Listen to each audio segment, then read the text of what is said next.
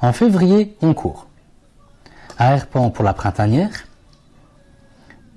et à Montgodine pour le mont Oxytrail. Un jogging et un trail.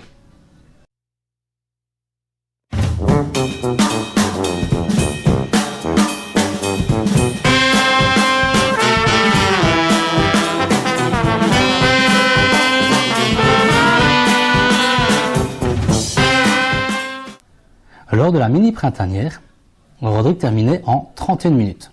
Pour ma part, en 26. Le week-end qui suivait, je m'élançais sur le mont Oxytrail. Mon premier trail depuis l'année 2014.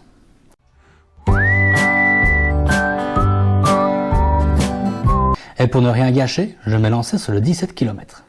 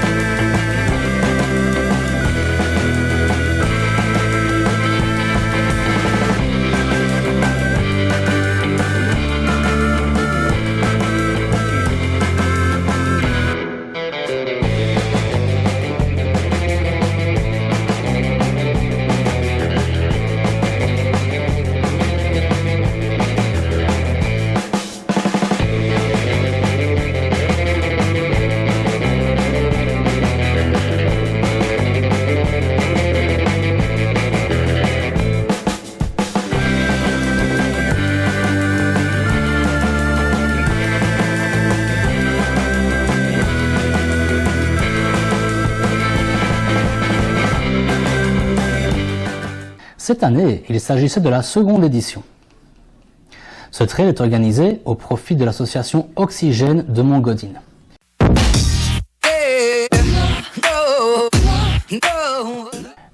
Une association formée par des transplantés pulmonaires. Leur objectif, la promotion du don d'organes et de la transplantation pulmonaire, apporter un soutien financier aux patients ainsi qu'à leurs familles, sans oublier de les informer.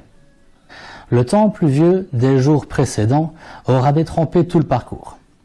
Montée, descente, dévers, tout glissé. Nous aurons même eu droit à une montée à la corde 3 km avant l'arrivée. Ce fut un magnifique parcours. Me réélancer sur une aussi longue distance me rappelait mes problèmes de genoux. Le manque d'étirement m'infligea 5 km avant l'arrivée les douleurs du syndrome de l'essuie-glace. Mais qu'est-ce que le syndrome de l'essuie-glace? Lors de mouvements répétitifs, sur une longue durée, dans mon cas en course à pied, le tendon qui longe le genou frotte sur l'os, créant une douleur m'empêchant de courir. Même la marche est rendue difficile. Douleur qui, en 2-3 jours, avec du repos, disparaissent. Une seule solution s'impose à moi si je souhaite que ma participation au Trail d'Évrailles se passe mieux, m'étirer de façon journalière.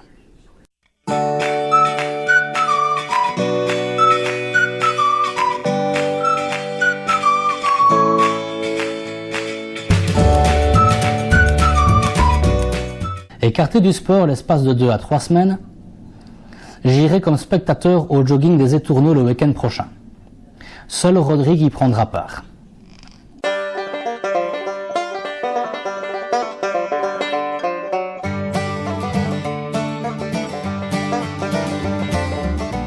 Durant ce premier trimestre, Anne-Lise organisait son souper en région attoise, la 4e édition. Elle nous rapporte plus ou moins 600 €. Je la félicite pour le travail qu'elle fournit. Mon hospitalisation la veille de cet événement, ainsi que les problèmes mécaniques avec ma voiture nous empêchaient d'y prendre part cette année. Nous y étions représentés par notre secrétaire et trésorier. Nous attendions le feedback des derniers événements 2015 en région attoise. Ça y est, la journée pêche rapporte 150 €. La mise en place d'un stand lors des 24 heures date rapporte 70 €. Sans oublier la présence d'Anne-Lise lors du week-end des enfants, qui rapporte également 70 €. Ce sont des belles rentrées. Félicitations Anne-Lise. Et je n'oublie pas, je remercie les personnes qui t'aident et qui t'entourent. En ce début d'année, nous soutenons Justin, un sportif en chaise roulante. Il pratique le tennis et prend part cette année à la Coupe du Monde au Japon. Grâce aux fonds récoltés suite au marché de Noël organisé par l'école Saint-Joseph de Jambes, nous savons soutenir Justin avec 600 €. Mais les frais liés à cette participation sont bien plus conséquents. C'est pourquoi un souper est organisé.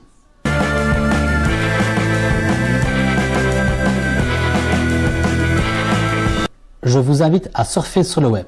Un événement Facebook est réalisé. Participez, partagez.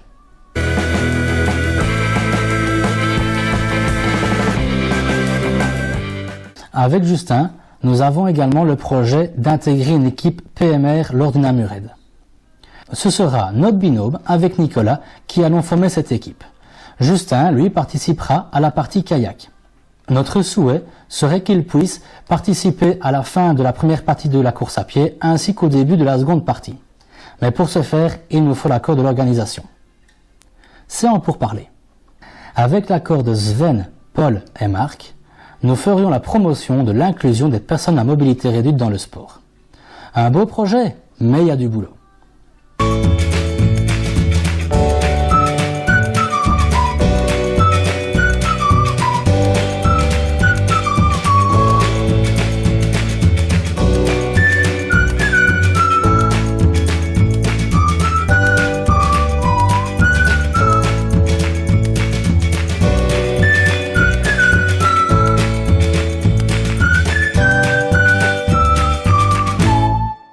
Il y a du boulot.